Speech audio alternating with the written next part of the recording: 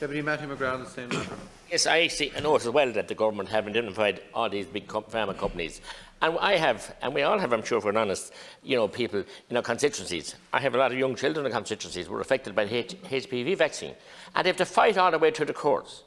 All the way to the courts. And why don't you give them some kind of indemnity or some kind of support? And now we're going to have a debate about this vaccine, and people are frightened of their life because they've seen what happened with a list of vaccines over the years, and the damage that's been done to families, and the trauma and the costs, and just being pushed aside by the state, and Big Pharma just walking off into the sunset. Why do they have to be indemnified? They have the money and the power. The families don't have the money or the power or the wherewithal when they have a very sick child or a very sick family person as a result of a vaccine, and they've cost so much to prove that. Why won't you indemnify those? Thank you, Deputy Taoiseach.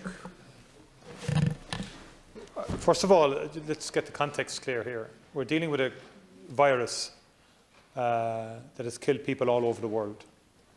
That's the first point. And it continues to kill people. I think we're talking about 1.5 million people globally have died as a result of COVID-19. The governments on their own do not produce vaccines or do not produce medicines. We don't have state pharmaceutical factories anywhere that I'm aware of. Maybe some states may have, but then there can be sometimes dubious issues around that too.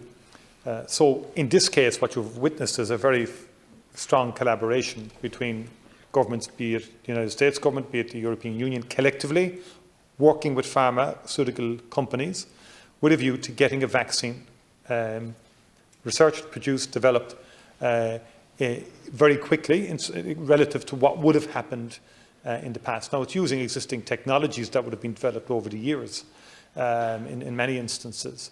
But the part of that package, from pre-purchase to enable the financial wherewithal to be there to fund the upfront costs of developing a vaccine. Secondly, then, the indemnity was an important part of it to make sure that we could go all out to get this vaccine developed and procured. I mean, that's the context here.